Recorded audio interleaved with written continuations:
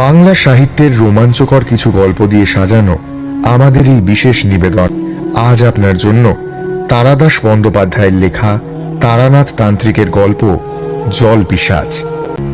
শুরু হচ্ছে তারানাথ তান্ত্রিকের গল্প জল পিশাচ। গ্রামের নাম মদনপুকুর।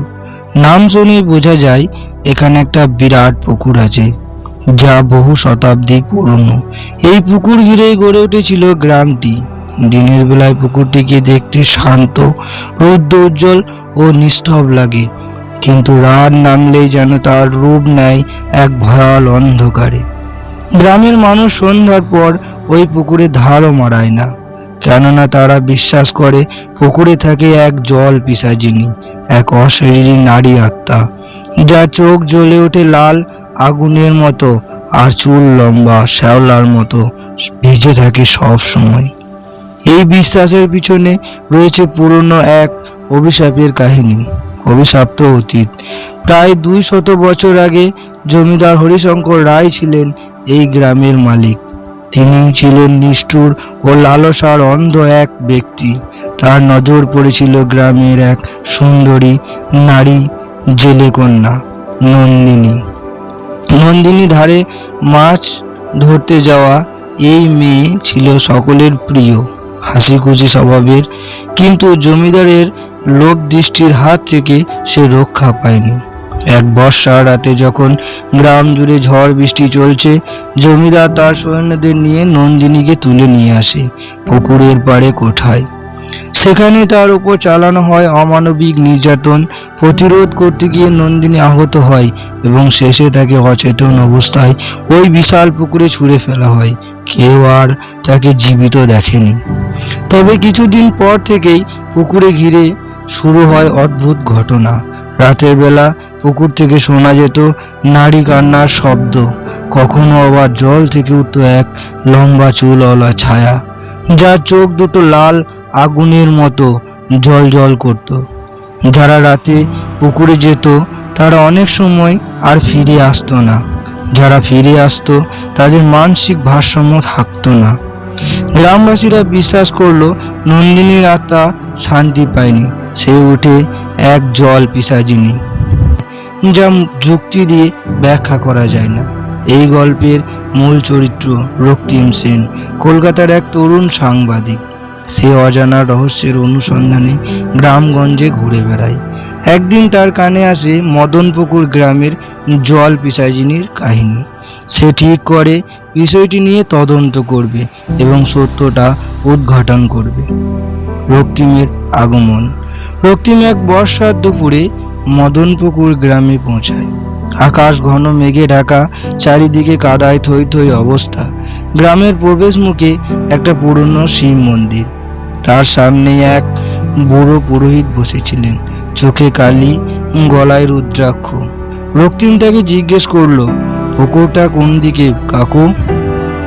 বুড়োটি চোখ কুঁচকে তাকালেন, বললেন, তুমি বাইরের লোক, রাত্রে ওখানে যেও না বাবা, ওখানে সে থাকে। সে মানে? রক্তিম কৌতূহল নিয়ে জিজ্ঞেস করলো। জল পিশাচিনী বলে পুরোহিত মৃদু কাঁপলেন যেন। রক্তিমের কৌতূহল আরও বেড়ে গেল। সে গ্রামের একমাত্র লজে উঠল এবং সন্ধ্যা হতেই বেরিয়ে পড়ল ক্যামেরা আর টর্চ নিয়ে। পুকুরের ধারে প্রথম রাত। পুকুরের ধারে দাঁড়িয়ে থাকা মানে এক অদ্ভুত নিস্তবতা। চারিদিকে কেবল ব্যাঙের ডাক, ঝিঝির ডাক আর মাঝে মাঝে কাঁপিয়ে দেওয়া হাওয়ার শব্দ। পুকুরের জলেও তখন মৃদু ঢেউ খেলে যাচ্ছে। রক্তিম ক্যামেরা বসিয়ে অপেক্ষা করতে লাগলো। সে ভেবেছিল সব গুজব, এখানে কিছুই নেই। ঠিক তখনই এক অদ্ভুত গন্ধ ভেসে এলো, যেন কাদা আর পচা শ্যাওলার গন্ধ। তারপরেই সে শুনতে পেল মৃদু কান্নার শব্দ। চারিদিকে ফাঁকা, তবুও শব্দটা যেন খুব কাছ থেকেই আসছে। রক্তিমের বুক ধড়ফড় করতে লাগলো। সে টর্চ জ্বালায়, জলের উপর শ্যাওলা নড়ে উঠল যেন। তারপর একটি সাদা ছায়া পুকুরের মাঝখান থেকে ধীরে ধীরে ভেসে উঠতে লাগলো। চুল কাদার, লম্বা, চোখ দুটো রক্তের মতো লাল, মুখটা অর্ধেক ডোবা। রক্তিম হঠাৎ জমে গেল, কিন্তু পরক্ষণেই মনে করলো সে সাংবাদিক, ভয় পেলে চলবে না। সে ক্যামেরা চালু করলো। ছায়াটা তো রক্তিম লজ্জে ফিরে এলো, কিন্তু সারা রাত ঘুমোতে পারল না। বারবার সেই লাল চোখের ছায়াটা মনে পড়ে যাচ্ছিল। সকালে যখন ভিডিও ফুটেজ দেখলো, দেখে পুরো ফাইলটাই করাপ্ট, কিছুই দেখা যাচ্ছে না। আরও অদ্ভুত ব্যাপার, তার গায়ে হঠাৎ ছোট ছোট লাল দাগ দেখা দিয়েছে, যেন কেউ নখ দিয়ে আছড়ে দিয়েছে। সে বুঝতে পারল না এগুলো কিভাবে এলো। সেই সময় গ্রামের এক বৃদ্ধা, নাম গায়ত্রী ঠাকুরুন, লজে এসে রক্তিমকে খুঁজে বের করেন। তিনি ধীরে ধীরে বললেন, তুমি ওর চোখে চোখ রেখেছ, এখনো তোমার পিছনে পড়বে। রক্তিম হতবাক, আপনি জানলেন কিভাবে? ও কারোর দিকে তাকালে আমি বুঝতে পারি। বৃদ্ধা বললেন, আমি এক সময় নন্দিনীর খুড়তুতো বোন ছিলাম। ওর আত্মা শান্তি পায়নি। জমিদারের রক্তের কেউ না মরলেও শান্তি পাবে না। জমিদারের রক্ত মানে? রক্তিম চমকে উঠল। ওই জমিদার রায় বংশ। এবং রক্তিম তখন সিদ্ধান্ত নিল সে খুঁজে বের করবে জমিদার রায় বংশধর এবং এই রহস্যের সূত্র উন্মোচন করবে। কিন্তু সে জানতো না এই সিদ্ধান্ত তাকে কত বড় বিপদের দিকে ঠেলে দিচ্ছে। জল পিশাচিনী, জমিদার রায় বংশের খোঁজ। পরের দিন সকালে রক্তিম গ্রামের স্কুলের পাশে থাকা পুরনো রেজিস্টার অফিসে গেল। অফিসে এক বৃদ্ধ লেখক বসেছিলেন, নাম মহাদেব বাবু। বহু বছর ধরে জমির নথিপত্র সামলাচ্ছেন। তিনি রক্তিম পরিচয় দিয়ে বলল, আমি কলকাতা থেকে এসেছি মদনপুকুর জমিদার হরিশঙ্কর রায়ের বংশ নিয়ে কিছু তথ্য জানতে। মহাদেব বাবু এক মুহূর্তের জন্য থমকে গেলেন। তারপর একটা পুরো ধুলো ধরা খাতা বের করে পাতাগুলো উল্টাতে লাগলেন। অনেক পুরনো রেকর্ড, হাতের লেখা প্রায় মুছে গেছে। হ্যাঁ, হরিশঙ্কর রায়ের দুই পুত্র ছিল, দ্বিজেন্দ্র আর ত্রিপুরারি। মহাদেব বাবু বললেন, দ্বিজেন্দ্র পরে কলকাতায় চলে যায়, ত্রিপুরারি এখানে থেকেই মারা যায় কলেরায়। দ্বিজেন্দ্রের বংশধররা এখনো কলকাতায় আছেন বলে শুনেছি, তবে ঠিক জানা নাই। রক্তিম জিজ্ঞেস করলো, আপনি কি কোনো সূত্র দিতে পারবেন? মহাদেব বাবু চিন্তা করে বললেন, কলকাতায় বালিগঞ্জে তাদের এক পুরনো প্রসাদ ছিল। রায়বাড়ি বহু বছর বন্ধ পড়ে আছে, হয়তো কেউ আছে এখনো। এই তথ্য রক্তিমের কাছে এক বিরাট সূত্র। সে ঠিক করলো কলকাতায় যাবে। পুকুরের কাছে দ্বিতীয় রাত, কিন্তু তার আগে আবারও সে পুকুরের ধারে যেতে চাইল। সে মনে মনে ভাবছিল, হয়তো সে আগের রাতে চোখের ভুল দেখেছিল, কিন্তু সাংবাদিকের মন মানতে পারছে না। সন্ধ্যা নামতে সে আবার বেরিয়ে পড়ল। চারিদিকে ঘন কালো মেঘ, হাওয়ার কাদার গন্ধ। পুকুরের ধারে এসে দাঁড়াতে যেন একটা অদ্ভুত ঠান্ডা হাওয়া ঝাপটা লাগলো। সে টর্চ জ্বালিয়ে ক্যামেরা বসাচ্ছিল। হঠাৎ মাটি কেঁপে উঠল যেন। তারপর পুকুরের জল থেকে কিছু একটা বিশাল শব্দ করে উঠল। রক্তিম কাঁপতে কাঁপতে টর্চ ফেলে মাটিতে দেখল, পুকুরের মাঝখানে যেন এক নারী দাঁড়িয়ে, লম্বা চুলে শ্যাওলা জড়িয়ে, চোখ জ্বলছে রক্তের মতো, ঠোঁট বেগুনি, ত্বক কাদার মতো সুন্দর। সে ধীরে ধীরে বলল, ফিরিয়ে দে আমার প্রাণ, ফিরিয়ে দে। রক্তিম আতঙ্কে স্থির হয়ে গেল, তার গলা শুকিয়ে গেছে। এরপর সেই ছায়া এক ঝাঁপে জলের উপর দিয়ে ছুটে এলো রক্তিমের দিকে। রক্তিম দৌড়ে পালালো, ফিরে তাকালো না। লজে ফিরে এসে দরজা আটকে শুয়ে পড়ল, সারা শরীর কাঁপছে। রাতভর সে শুনল জানালার বাইরে কারো ভিজে চুল ঘষার শব্দ, যেন কেউ বারবার জানালা ঘেঁষে দাঁড়িয়ে রয়েছে। গায়ত্রী ঠাকুরুনের ভবিষ্যবাণী। ভোরের আলো ফুটতে এসে আবার গায়ত্রী ঠাকুরুনের কুড়ে ভরে গেল। বৃদ্ধা তখন গঙ্গা জল ছিটাচ্ছিল দাওয়ায়। রক্তিম বলল, আমি ওকে দেখেছি, সে আমাকে মেরে ফেলতে চেয়েছিল।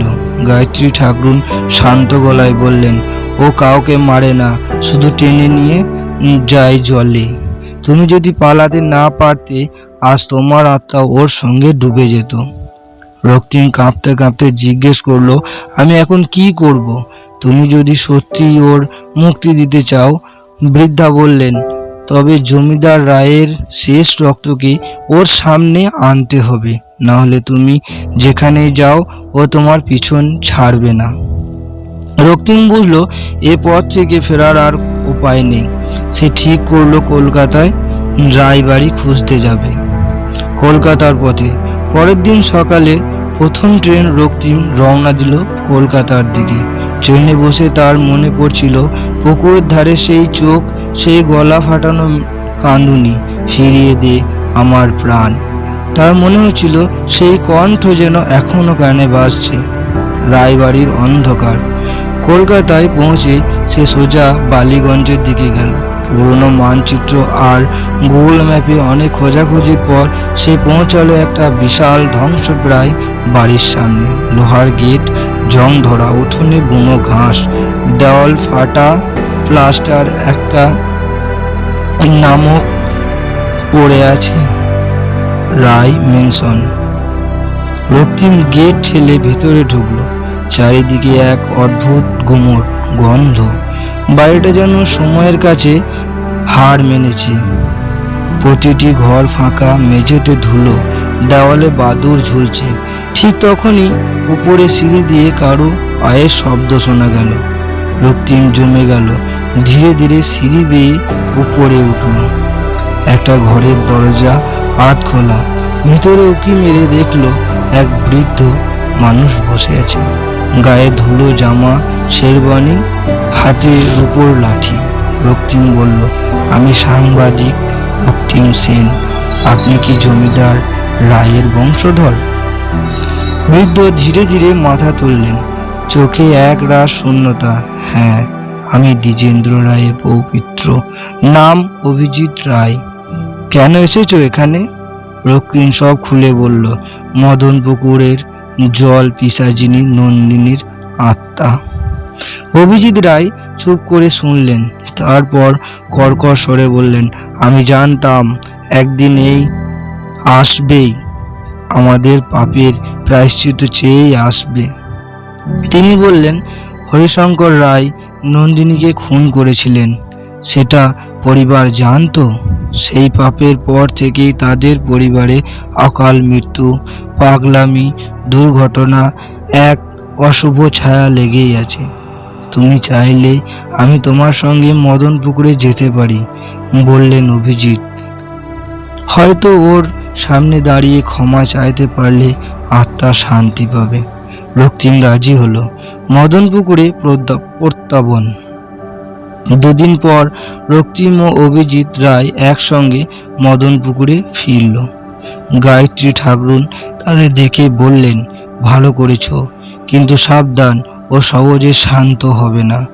রাতের বেলা তারা পুকুরের ধারে একটা ছোট্ট ঘাটে দাঁড়ালো। চারিদিকে ঘুটঘুটে অন্ধকার। পুকুরের জল স্থির, যেন গভীর কোনো অশরীরী নিদ্রায় ডুবে আছে। অভিজিৎ কাঁপা গলায় বললেন, নন্দিনী, আমি হরিশঙ্করের বংশধর।